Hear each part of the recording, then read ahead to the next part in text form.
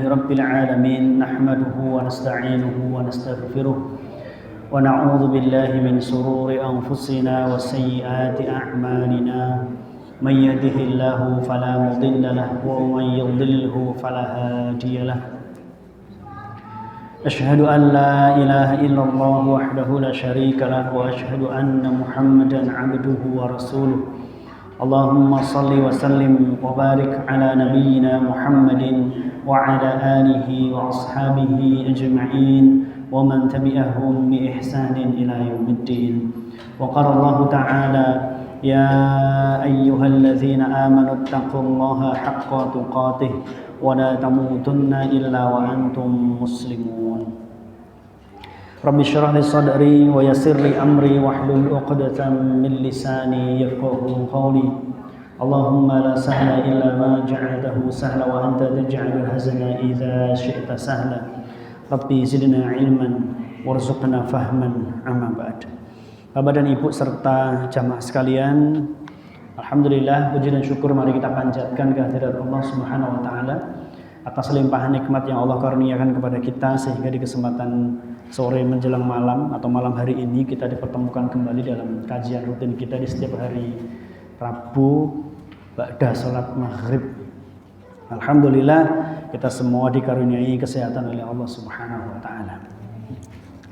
Salawat dan salam mari senantiasa kita mohonkan agar tercurah dan terlimpah kepada uswah hasanah kita Nabi Muhammad sallallahu alaihi wasallam, pada keluarganya, para sahabatnya, dan tentunya kita orang-orang beriman yang senantiasa mengikutinya, dan semoga kita termasuk umat beliau mendapatkan syafaat di yaumul qiyamah kelak. Amin amin ya rabbal alamin.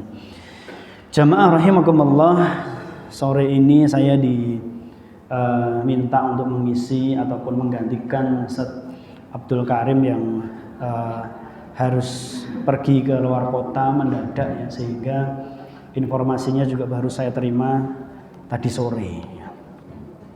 Di sisi yang lain sebetulnya saya juga sedang berada pada kegalauan hati. Saya di sini mencoba untuk bisa tertawa dan tersenyum, Pak. Karena ya juga sama barusan sore tadi itu ya kadang gimana ya. Ini saya sedikit cerita enggak apa-apa nih, biar apa yang ada pada hati saya ini juga sedikit agak ringan. Kadangkala menjadi seorang ustadz itu jadi tempat curhat.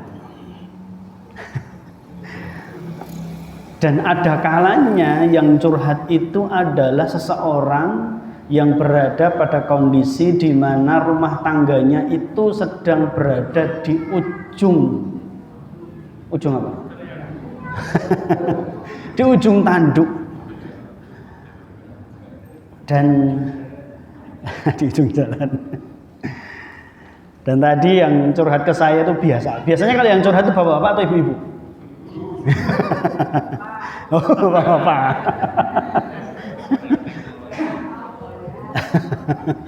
Iya. Ya qadarullah tadi itu yang curhat ibu-ibu dan ya sampai naudzubillah min dzalik menyampaikan sampai pengen bunuh diri katanya.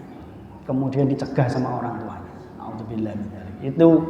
Saya itu sebetulnya tidak pernah membuka sesi konsultasi keluarga, tapi ya yang namanya seorang ustadz itu kan mesti ada saja orang yang seperti itu, apalagi memang di beberapa waktu belakangan ini saya menyampaikan materi-materi tentang keluarga. Banyak di antara teman-teman maupun jamaah itu yang sudah menyampaikan, Ustaz, buka saja kelas konsultasi.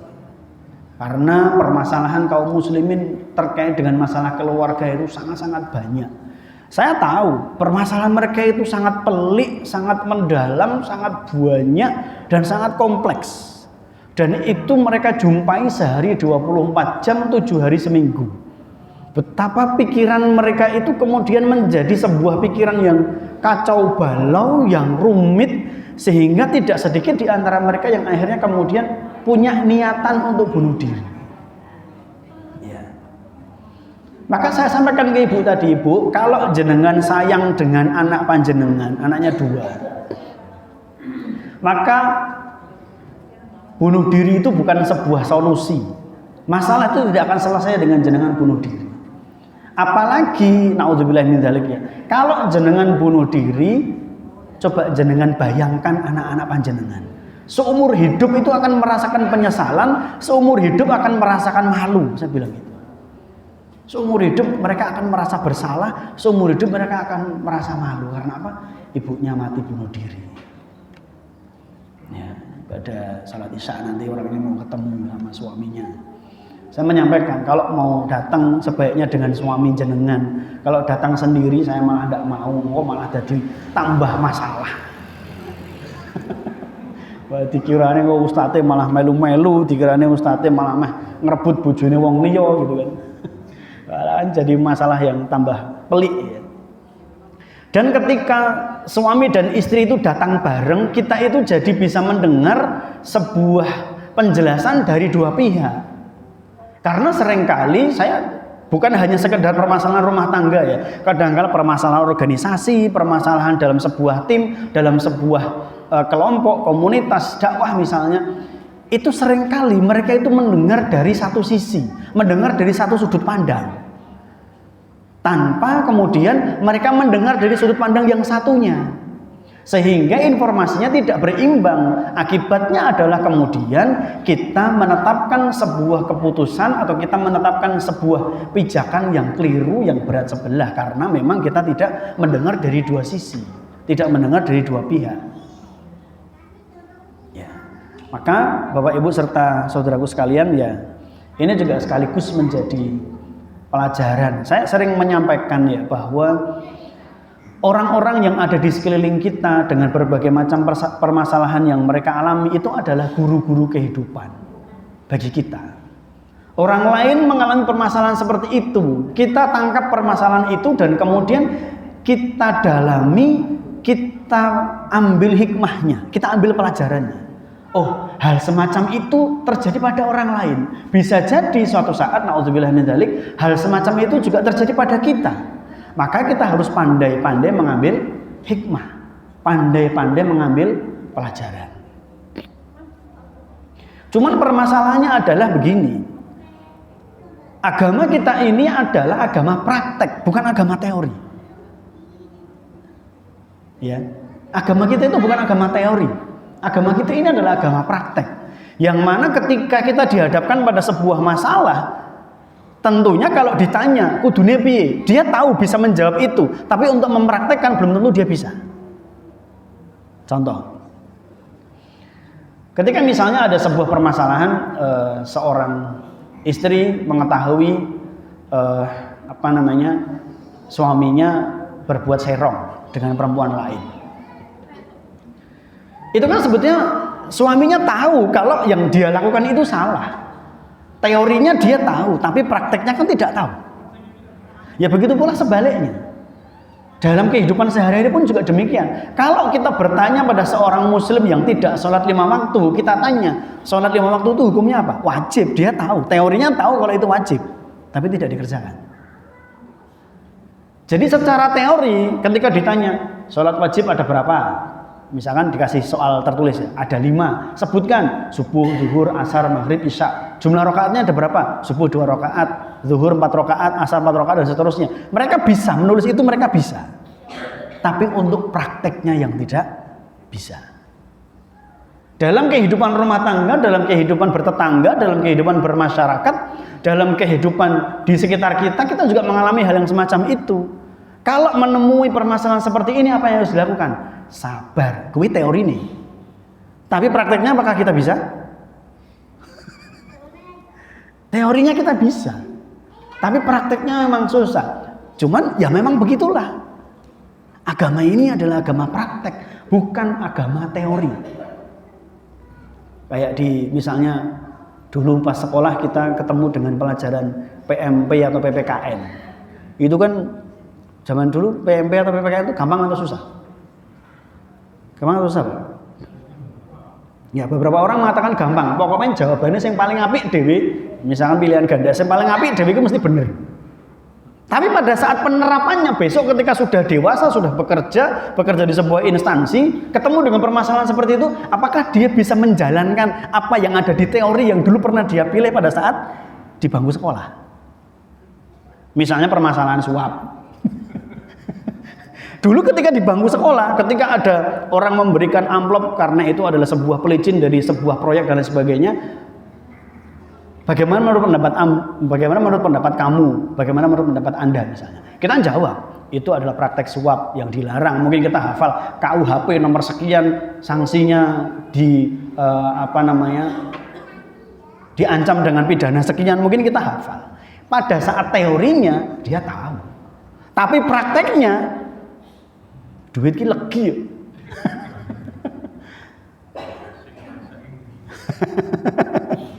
Ada yang menyampaikan, kamu bisa idealis kayak gitu, yang kamu temui uang 100.000, 200.000, 1 juta, 2 juta.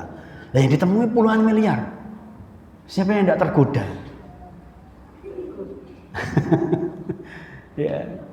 Maka ya ini pelajaran umum ya, dalam arti dalam semua lini kehidupan kita akan ketemu dengan permasalahan seperti ini, bahwa agama kita ini agama praktek, bukan agama teori. Kalau hanya sekedar teori, menghafalkan ayat-ayat, menghafalkan pasal-pasal, menghafalkan hukum dengan landasan ini itu dan seterusnya, itu hampir semua orang bisa. Tapi untuk mempraktekkannya itu yang susah. Karena apa? Kita memiliki hawa nafsu. Ya. Kita tahu bahwa pasangan yang kita punya, baik itu istri maupun suami, kita wajib untuk setia dengan dia karena dia adalah pasangan yang halal buat kita. Tapi ada kalanya godaan dari luar itu datang. Dan kalau ditanya, "Kuwi salah apa bener?" Salah. Tapi kok dilakokke? Gitu kan. Ya begitulah. Maka sekali lagi agama kita ini agama praktek, bukan agama teori. Ya. Seseorang bisa di teorinya nilainya 9, nilainya 10. Ya. Tapi di prakteknya bisa jadi 0. Ya. Apa yang ada pada kerangka teori dan apa yang ada pada prakteknya itu ternyata bertolak belakang. Nek neng teori ini yang ini, tapi neng prakteknya yang ngono, beda. Ya. Maka Bapak Ibu serta saudaraku sekalian, ya ini kentenan saya yang curhat berarti ya. Karena kalau nggak diceritakan itu, ya kan aman ya, nggak ada yang tahu orangnya siapa. Wong kemungkinan ya jenengan juga enggak kenal. Wong saya saja juga iki sapa to? Ada fotonya cuman enggak ingat itu jamaah di mana, tapi akhirnya dia memperkenalkan diri walaupun seperti itu. Saya pun juga enggak hafal. Rumahnya di mana saya juga enggak tahu. Ya, kode etiknya kan seperti itu. Diceritakan ceritanya untuk hikmah. Tapi tidak disebutkan siapa orangnya, rumahnya di mana, pekerjaannya apa, anaknya sekolah di mana, enggak perlu. Itu kode etik ya. Nah, Bapak dan Ibu serta saudaraku sekalian, kita kembali ke materi kita yang kita dulu pernah membahas tentang syirkul akbar, yaitu perbuatan syirik yang besar yang bisa mengeluarkan seseorang dari Islam. Ketika seseorang menyembah Allah Subhanahu wa taala, maka dia bertauhid. Tapi ketika ternyata di sisi yang lain dia menyembah Allah tapi juga menyembah yang lain, maka dia sudah berbuat syirik karena dia mempersekutukan Allah, seolah-olah atau dalam benak pikirannya, dalam keyakinannya, selain Allah Subhanahu wa taala ada pihak lain yang bisa memberikan manfaat dan ada yang bisa memberikan madharat. Dulu sudah pernah kita singgung. Ya, beberapa di antaranya ya mungkin orang yang menyembah benda-benda keramat, menyembah tempat-tempat yang mistis dan seterusnya, itu masuk dalam kategori syirkul akbar, syirik yang besar.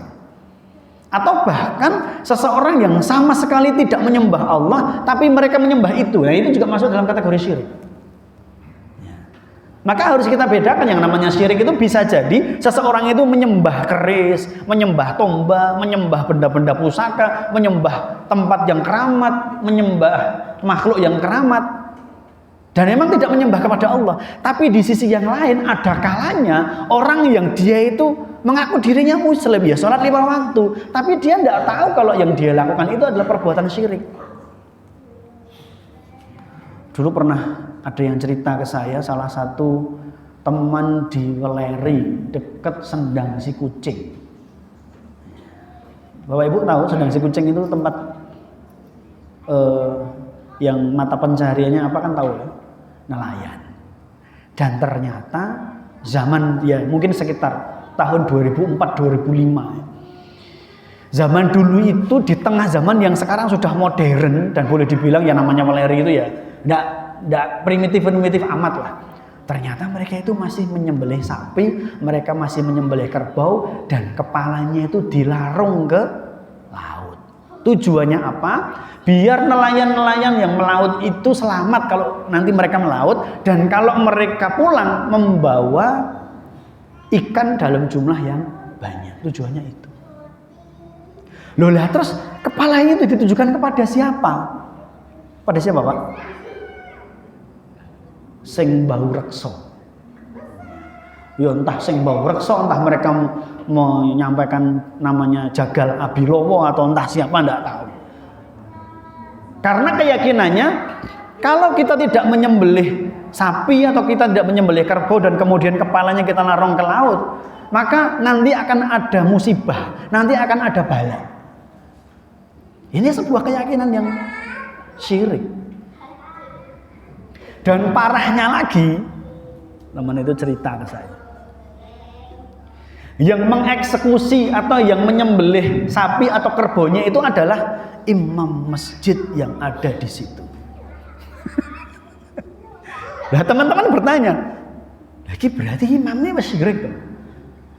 Nah, terus kita sholat jadi makmum di belakangnya sah apa enggak? Laisu. Akhirnya teman-teman di sana yang sudah paham akan hal ini menghindar. Yang namanya panggilan azan, panggilan iqomah, mereka datang ke masjid.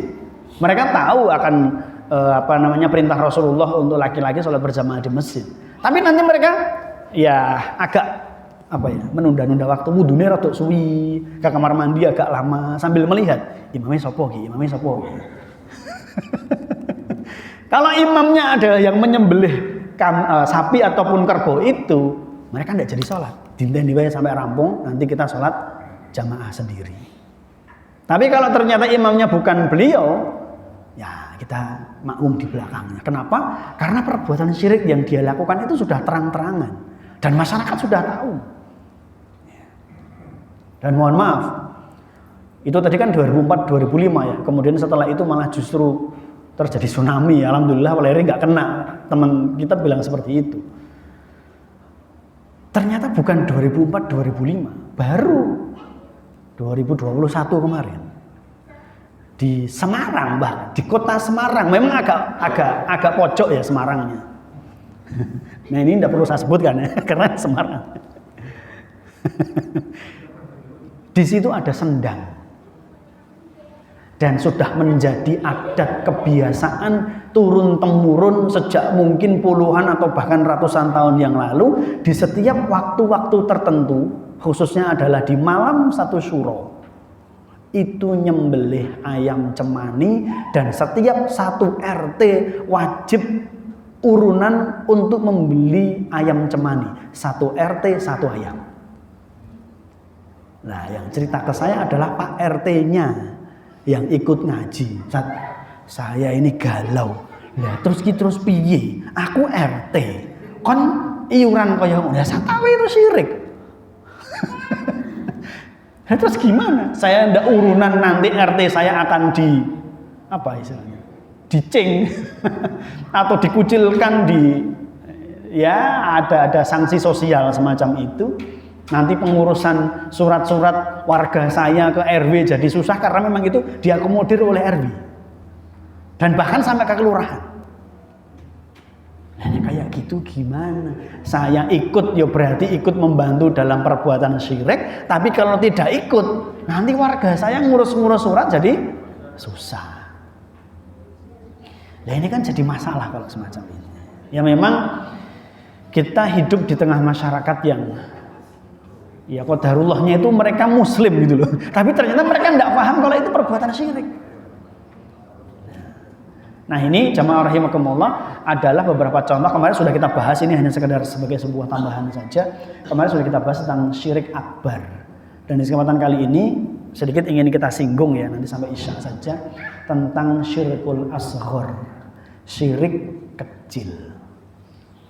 Memang bedanya adalah ketika seseorang melakukan syirik akbar, syirik yang besar, maka dia bisa keluar dari Islam. Dia bisa murtad tanpa sadar.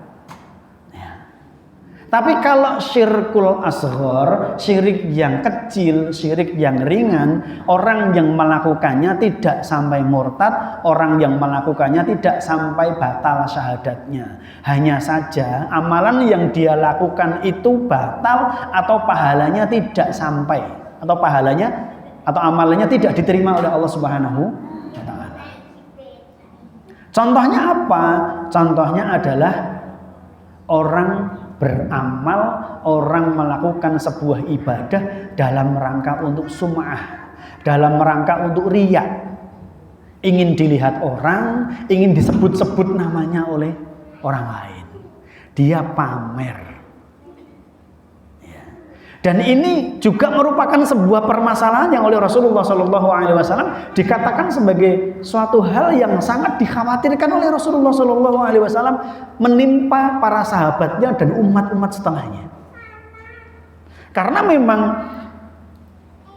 yang namanya niat itu apakah dia ikhlas ataukah dia riya atau sum'ah atau ujub, itu hampir tidak kelihatan. Hampir tidak kelihatan meskipun ada kalanya nampak ciri-cirinya, nampak tanda-tandanya. Tapi ada beberapa yang memang tidak kelihatan. Sangat samar-samar sekali. Kalau yang nampak, ya mungkin kita bisa mendeteksi. Misalnya, beramal soleh atau terkait dengan yang paling populer ya, pembangunan masjid, madrasah, panti asuhan, sekolah-sekolah Islam, dan kemudian ya mohon maaf, namanya pengen disebut. Meskipun sebetulnya berinfak sirra wa alaniyah, secara sembunyi-sembunyi maupun terang-terangan, itu dua-duanya disyariatkan. Memang lebih utama berinfak, bersedekah secara sembunyi-sembunyi. Tetapi sebetulnya di dalam Islam tidak melarang seseorang itu berinfak, bersedekah secara terang-terangan. Ini yang perlu digarisbawahi. Tidak dilarang. Infak, sedekah secara terang-terangan tidak dilarang. Hanya saja kalau panjenengan terang-terangan, tolong niatnya dijaga. Tetap ikhlas. Jangan sampai kemudian tanggone nyumbang piro 10 sak, aku ora gelem kalah, aku 20 sak. Karena memang selama ini sedang terjadi perang dingin. Ya, injim-injiman. Pokoknya saya tidak mau kalah sama orang itu. Nah, kalau niatnya seperti itu, pengen lebih unggul daripada orang lain, bukan unggul pahala ya, tapi unggul untuk dilihat oleh orang banyak, itu masuk dalam kategori syirik kecil, maka tidak akan mendapatkan pahala. Atau ya kalau dalam banyak riwayat menyebutkan ya, ini juga ujian bagi para ustadz, bagi para dai, bagi para kiai dan orang-orang yang hafalan Qur'annya banyak, suara membaca Al-Qur'annya bagus. Kenapa Pak? Seringkali orang itu ujub, merasa dirinya lebih tinggi, lebih mulia daripada orang lain yang bacaan Qur'annya kurang bagus. Misalnya, kita bacaan Qur'an kita bagus, tajwidnya, makhrajnya, kemudian fasih dalam mengucapkannya, bahkan tartil, murotal dilakukan dengan cukup indah. Dan itu diakui oleh banyak orang. Dan kemudian suatu saat kita mendengar ada bacaan seseorang yang grutal gradul. Amma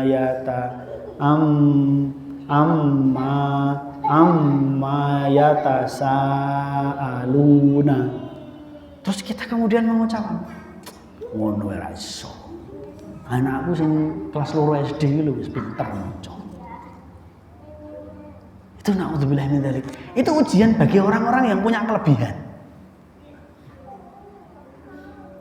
Maka ya ini amalan hati ya, tentang ikhlas dan tidak ikhlas.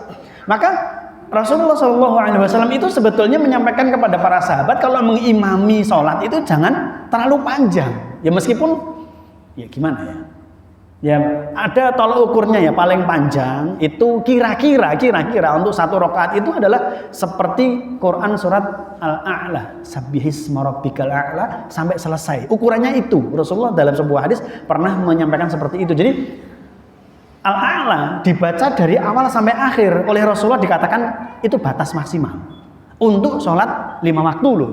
Kalau jenengan sholat taraweh ya monggo. Bahkan bisa jadi sholat taraweh yang berjamaah monggo, asalkan memang jamaahnya sudah dikondisikan bahwa jamaah itu sudah mengetahui ketika sholat taraweh di masjid itu atau ketika sholat taraweh dengan imam itu sholatnya lebih panjang. Maka itu tidak terlalu jadi masalah. Yang jadi masalah adalah tidak ada pemberitahuan, ya kan? Atau biasanya di situ bacaannya ya biasa-biasa saja, dan kemudian pada suatu saat ternyata bacaannya panjang sekali. Sebetulnya bukan terus kalau dia itu niatnya ikhlas, tidak untuk pamer, tidak untuk supaya dia nanti namanya disebut-sebut sebagai seorang qori, sebagai bacaannya bagus dan lain-lain. Itu sebetulnya boleh-boleh saja, tapi oleh Rasulullah itu adalah sebuah amalan yang tidak disukai oleh beliau. Apalagi ketika ternyata niatnya pada saat itu adalah untuk ujub, untuk pamer. Nauzubillah min dzalik. Maka pahalanya ketika menjadi imam itu tidak akan dia dapatkan. Ya. Maka terhadap orang-orang atau terhadap kita yang memiliki kelebihan dari Allah Subhanahu wa taala, baik itu suara yang merdu, bacaan tajwid yang bagus, hafalan yang banyak, harta yang berlimpah, kemudian ilmu agama yang cukup mumpuni, atau dalam banyak hal yang lain lah ya.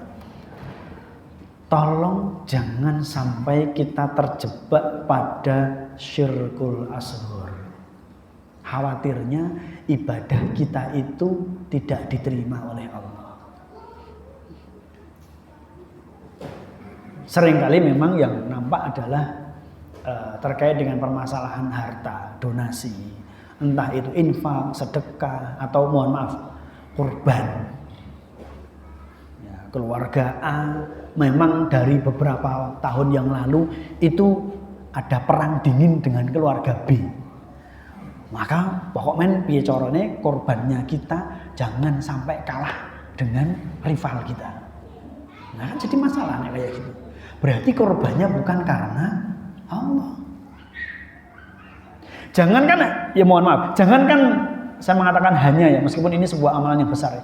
Jangankan hanya infak, sedekah, kurban. Oleh Rasulullah Shallallahu Alaihi Wasallam disebutkan dalam sebuah hadis yang cukup panjang sekali tentang 3 golongan atau tentang 3 orang yang nanti pertama kali mendapatkan azab neraka. Siapa mereka? 1. Seorang mujahid fi sabilillah dan kemudian dia gugur di medan jihad. Tapi ternyata besok di hari akhir dia didatangkan pertama kali oleh Allah Subhanahu wa taala untuk diadili. Kemudian Allah menyampaikan bahwa engkau telah melakukan amal ini yaitu berjuang di jalan Allah, berjihad di jalan Allah. Dan kemudian orang itu mengatakan, "Ya Allah, benar ya Allah, dan aku melakukannya untuk mendapatkan pahalamu, untuk mendapatkan wajahmu, untuk mendapatkan ridhomu." Maka Allah Subhanahu wa taala mengatakan, "Kadzabta, kamu bohong, kamu dusta." Bukankah kamu berangkat ke medan jihad itu supaya kamu dikatakan sebagai seorang pemberani, dikatakan sebagai seorang pahlawan, dikatakan sebagai seorang kesatria, dan kamu sudah mendapatkan apa yang kamu inginkan. Kan yang diinginkan supaya mendapatkan sebutan pahlawan. Dan di dunia kamu sudah mendapatkan sebutan itu, maka di sini di akhirat kamu tidak akan mendapatkan apa-apa dariku, karena apa yang menjadi tujuanmu sudah kamu dapatkan di dunia.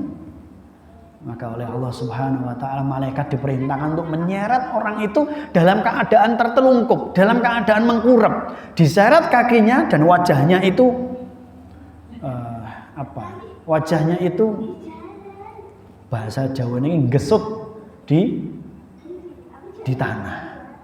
diseret dalam keadaan wajahnya tertelungkup, kemudian dia dilemparkan ke neraka.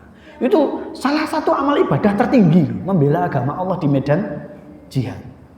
Tapi kalau salah niat, tidak diterima pahalanya. Bahkan malah dilemparkan ke neraka. Kemudian didatangkan orang yang kedua, yaitu seorang yang kaya raya. Banyak berinfak, banyak bersedekah, banyak mengeluarkan hartanya untuk membantu pondok pesantren, masjid, musola, TPQ, panti asuhan dan seterusnya. Tapi ternyata ketika Allah Subhanahu wa taala menyampaikan amal-amal yang dia pernah kerjakan itu dan kemudian dia mengatakan, aku melakukan itu adalah untuk mengharapkan pahala dan ridho darimu ya Allah. Maka Allah mengatakan, kamu dusta. Bukankah kamu melakukan itu semua supaya kamu dikatakan sebagai seorang dermawan, sebagai seorang yang baik hati, suka menolong orang lain dengan harta, dan kamu sudah mendapatkan apa yang kamu niatkan itu. Maka sabda Rasulullah di dalam hadis yang lain kan, innamal a'malu binniyat wa innamal likulli imri'in ma nawa. Setiap amal itu tergantung niatnya, dan setiap urusan, setiap perkara akan diberikan balasan sesuai dengan apa yang dia niatkan.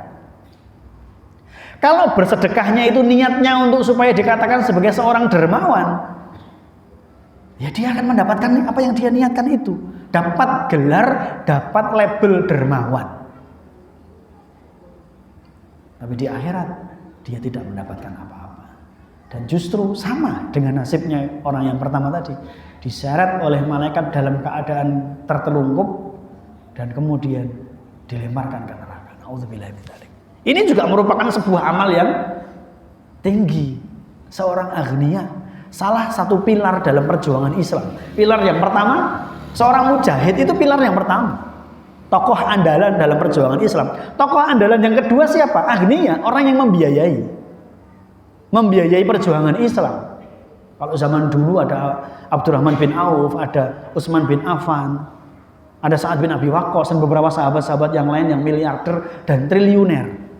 Tapi insya Allah mereka ikhlas kepada Allah. Tapi bisa jadi ketika di zaman sekarang ada orang-orang yang melakukan itu tapi tujuannya adalah untuk riya. Maka berhati-hati. Apalagi ketika sekarang kita berada pada canggihnya teknologi dan kita berada di dunia media sosial. Benar enggak, Pak? Kadangkala itu diupload jadi story di Instagram, jadi status di WhatsApp, jadi status di Facebook. Nah ini yang sebaiknya dihindari. Atau sekiranya memang kita ingin itu syiar, karena tadi ya yang saya sampaikan di awal ya, karena memang sedekah secara terang-terangan itu boleh. Kalau memang kita meniatkannya untuk syiar, maka tolong niatnya benar-benar dijaga. Tolong niatnya benar-benar dibentengi. Jangan sampai menjadi salah niat untuk ujub, untuk sum'ah. Karena memang sekarang tidak berimbang. Maksudnya apa? Begini. Zaman sekarang orang berbuat dosa, orang berbuat maksiat, itu diupload. Dan kemudian ada beberapa orang yang protes, "Sat, lha wong sing berbuat maksiat itu diupload kok, dadi story, dadi apa tadi? Status di Facebook, di Instagram, di WhatsApp. Masa kita yang beramal soleh tidak boleh menguploadnya?" Ada yang pernah bilang gitu kan? Ya memang kalau kita itu dalam rangka untuk syiar, maka diperbolehkan. Kalau tujuan kita adalah dengan cara itu supaya orang-orang yang mengupload kemaksiatan itu malu dengan kemaksiatannya dan kita tetap pede mengupload amal soleh kita untuk syiar Islam. Supaya dunia kita tidak terkotori dengan kemaksiatan melulu, yang diupload kemaksiatan terus. Wong jarine Pak Ustadz emang upload amal soleh mengko ndak ujub, mengko ndak riya. Maka boleh mengupload itu, tapi syaratnya itu tadi, dijaga niatnya. Dan ini memang merupakan sebuah perkara yang cukup berat. Cukup berat sekali. Cukup berat sekali. Apalagi memang bagi kita yang memiliki kelebihan harta, ilmu, suara yang bagus dalam membaca Al-Quran, tajwid yang bagus dan seterusnya. Kemudian golongan yang ketiga adalah orang yang memiliki ilmu agama, ulumuddin, seorang ustadz, seorang kiai, seorang mubaligh, yang ternyata ketika besok Allah Subhanahu wa taala menghadirkan dia di pengadilan akhirat, Allah menyampaikan tentang amal ibadahnya, mengajarkan Quran, mengajarkan ulumuddin kepada kaum muslimin, tapi kemudian ternyata dia mengatakan, ya Allah, aku mengerjakan ini semua, aku mengajarkan agama ini, aku mengajarkan Al-Quran, mengajarkan kalammu adalah dalam rangka untuk mendapatkan pahala darimu. Maka Allah mengatakan, kamu dusta, kamu tuh bohong. Bukankah kamu mengajarkan itu semua dalam rangka untuk ujub? Biar kamu dikatakan sebagai seorang alim, biar kamu disebut sebagai ustadz, biar kamu disebut sebagai orang yang suci, orang yang bersih. Dan na'udzubillah min dzalik. Dan itu kamu pergunakan untuk mencari nafkah. Na'udzubillah min dzalik. Ini ya ujian yang berat sekali bagi para dai. Maka jamaah rahimakumullah, sama terhadap orang yang seperti ini, malaikat diperintahkan untuk menyeret kakinya dalam keadaan tertelungkup dan dilemparkan ke neraka. Dan ketiga-tiganya ini adalah amal ibadah yang utama di dalam Islam. Mujahid fisabilillah, seorang aghnia yang dermawan, dan yang tiga seorang alim ulama. Ya. Tiga-tiganya ini pilar dalam perjuangan Islam.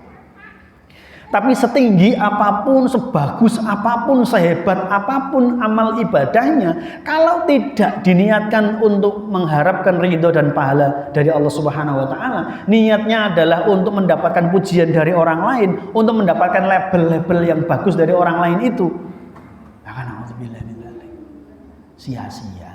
Besok di akhirat Allah Subhanahu wa taala akan berkata, di mana orang-orang yang dulu beribadah dan tidak diniatkan untukku, tapi diniatkan untuk yang lain. Maka hari ini, sekarang, carilah orang-orang yang kamu meniatkan ibadah untuk itu. Mintalah kepada mereka. Dan jangan minta kepadaku. Kan kasihan, dicuekin sama Allah. Ya. Maka ya ini jadi koreksi ya. Bukan hanya untuk panjenengan semua, tapi juga untuk saya. Kadang-kala saya itu pengen ngimami, bahasanya pendek-pendek saja gitu. Biar jamaahnya juga nyaman dan juga saya secara pribadi juga bisa menjaga keikhlasan. Apalagi kadang-kala menjadi seorang ustadz yang mungkin ya naudzubillah min dzalik, itu kemudian dijemput ataupun mendapatkan pelayanan yang prestisius, besok menginapnya di hotel bintang 5 ya, sudah kami bookingkan. Itu kan malah kayak sirai gede. Nanti kalau ustadznya jadi sombong, besok lagi kalau diundang di tempat yang lain, menginapnya di hotel bintang 2 atau bintang 3, nanti akan menggerutu. Wah, nengkene pelayanannya orang memuaskan. Hotel melati ya, misalkan gitu kan. Gur losmen, pas pengenane nang gone kono hotel bintang 5. Jemput TW nggo mobil biasa. Ning kono kae jempute nganggo Alphard lho. Ya Allah. Itu ujian yang luar biasa. Bahkan sampai pernah ada itu yang begini, Ustaz, nanti kita jemput sampai di bandara, sampai di tangga pesawat.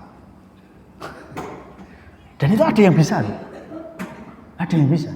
Memang tidak semua orang boleh memasukkan mobil sampai ke dekat pesawat, itu kan tidak semua orang, hanya orang-orang tertentu. Dan ada orang yang bisa seperti itu. Nanti kami jemput dengan mobil Alphard, dan Alphardnya itu langsung menepi di pinggirnya tangga pesawatnya jenengan. Itu kalau enggak ustadznya benar-benar bisa menjaga hati untuk ikhlas, itu alhamdulillah bisa sia-sia pahalanya. Maka Bapak Ibu serta saudaraku sekalian, ya memang begitulah adanya ketika kita memiliki sebuah raihan-raihan atau capaian-capaian amal ibadah tertentu, maka setan itu tidak akan pernah kehabisan cara, tidak akan pernah kehabisan akal untuk menjerumuskan kita terhadap orang-orang yang memang, mohon maaf, tidak sampai pada sebuah capaian tertentu, dibuat malas, dibuat aras-arasan beribadah. Memang levelnya masih seperti itu, tapi terhadap orang-orang yang sudah rajin ibadah, istiqomah, semangat dalam beribadah, itu bisa jadi yang datang bukan setan yang membisikkan untuk menjadi malas dan wegah-wegahan untuk beribadah. Tapi setan yang datang itu adalah setan yang malah justru semakin membuat orang itu untuk semakin beribadah, semakin tambah, semakin tambah, semakin tambah. Tapi nanti di belakangnya disisipkanlah ujub. Dia lebih tinggi daripada orang lain. Dia lebih merasa mulia di hadapan orang lain. Maka ini terakhir mungkin ya, sebelum azan Isya. Imam Ibnu Qayyim Al-Jauziyah pernah menyampaikan, ada 3 kesombongan yang Allah benci. Dan dari 3 itu ada 1 yang paling Allah benci. 3 kesombongan itu, yang pertama adalah seseorang yang sombong karena pangkat atau karena derajatnya yang tinggi. Dan Allah membenci itu. Kesombongan yang kedua adalah orang yang sombong karena hartanya. Allah membenci itu. Dan yang ketiga, yang paling Allah benci adalah orang yang sombong dengan amal solehnya. Dan Allah paling benci dengan yang ketiga ini. Mengapa Ibnu Qayyim Al-Jauziyah mengatakan seperti itu? Beliau menyampaikan sebuah argumen, sebuah alasan. Kenapa yang ketiga ini, sombong karena amal soleh, itu menjadi sesuatu yang paling dibenci oleh Allah Subhanahu wa taala? Karena ketika seseorang itu sombong dengan pangkat dan derajatnya, status sosialnya di masyarakat, memang kelihatan dia memang punya pangkat, memang dia punya jabatan. Ya entah mungkin sebagai manajer, direktur, owner, apalagi vice president misalnya, atau pemilik saham tertinggi, atau sebagai menteri, sebagai presiden, sebagai anggota DPR, atau sebagai jenderal misalnya. Itu kan memang kelihatan, masyarakat mengakui itu. Nampak memang kelihatan ada pangkat dan jabatan, dan orang-orang mengakui itu semua. Maka dalam tanda kutip wajar kalau dia itu sombong, meskipun itu juga dibenci. Kategori yang kedua, orang yang kaya raya dan sombong dengan kekayaannya. Allah itu benci dengan orang ini. Tetapi dalam tanda kutip agak wajar. Kenapa? Karena memang kekayaannya kelihatan. Rumahnya mewah, bahkan mungkin di setiap kota dia punya, mobilnya mewah kayak gitu. Perusahaannya banyak, investasinya di mana-mana dan seterusnya. Rekeningnya itu unlimited, mungkin sampai berapa? 100 triliun. 99 triliun, 99 miliar dan seterusnya ya, sampai sulit untuk mengucapkannya. Wajar karena memang kekayaannya itu kelihatan. Tapi yang ketiga tadi, yang orang bangga, orang yang sombong dengan amal solehnya itu apa? Karena tidak ada yang tahu amal solehnya diterima. Apa yang mau dibanggakan? Belum tentu amal soleh yang dia lakukan itu diterima. Bahkan Imam Abu Dawud atau Imam Tirmidzi itu pernah marah sama anaknya. Ketika mereka berdua itu sholat tahajud di dalam rumah. Ya mungkin zaman sekarang ya mungkin sekitar jam-jam 3 selesai sholat tahajud, anaknya membuka jendela. Dan anaknya melihat rumah-rumah kaum muslimin itu masih gelap. Dalam arti mereka belum pada bangun. Dan kemudian anaknya mengatakan, Masya Allah ya, Allah mengkaruniakan kepada kita amal ibadah sholat tahajud, sementara orang-orang itu pada masih terlelap tidur. Dengan sebuah nada ucapan yang sedikit meremehkan. Maka Imam Tirmidzi pas itu marah sama anaknya. Mending kowe rasa sholat malam daripada kowe ngomong koyo ngono. Karena apa? Amalmu tuh batal gara-gara kamu ujub, merasa lebih daripada orang lain. Ya ini bahayanya memiliki kelebihan itu memang seperti ini. Ya Masya Allah ya. Maka Bapak Ibu serta saudaraku sekalian, ini jadi pelajaran buat kita tentang syirkul asghar. Bagaimana kita menjaga diri kita, menjaga hati kita agar tidak mudah terjebak pada perbuatan syirik kecil dengan riya, ujub, sum'ah, ya. Bangga diri, merasa dirinya lebih mulia, lebih tinggi daripada orang lain yang amalnya tidak seperti dirinya, atau ketika dia melihat bahwasanya dia sangat senang ketika amalnya itu disebut-sebut oleh orang lain. Maka ketika ada perasaan seperti itu, ada keyakinan seperti itu, saya khawatir amal ibadahnya itu tidak diterima oleh Allah Subhanahu wa taala. Apalagi memang amal ibadahnya itu tidak kelihatan. Pahala itu tidak kelihatan. Maka orang yang sombong dengan amal ibadahnya adalah orang yang bodoh. Karena apa? Tidak ada yang tahu amalnya diterima. Ya mohon maaf ya. yang sudah pergi ke tanah suci, entah itu berangkat haji atau berangkat umroh berkali-kali, jangan terus kemudian meremehkan orang yang belum pernah berangkat. Karena dengan meremehkan itu, naudzubillah min dzalik, bisa jadi amal hajinya, amal ibadah haji maupun umrohnya itu batal. Karena dia meremehkan orang lain yang tidak melakukan ibadah yang dia lakukan. Maka mari berhati-hati terhadap perangkap setan, terhadap tipu daya iblis terkait dengan masalah riya, ujub dan sum'ah. Semoga Allah Subhanahu wa taala menjaga diri kita, menjaga keluarga kita dari sifat-sifat buruk itu, dari amalan-amalan buruk dari hati kita dengan sombong, riya, ujub dan sum'ah. Dan semoga kita senantiasa diberikan keikhlasan oleh Allah Subhanahu wa taala. Amin ya rabbal alamin. Kita tutup, kita akhiri dengan doa kafaratul majelis. Bismillahirrahmanirrahim. Subhanakallahumma wa bihamdika asyhadu an la ilaha illa anta astaghfiruka wa atubu ilaik. Wa billahi taufiq wal hidayah. Assalamualaikum warahmatullahi wabarakatuh.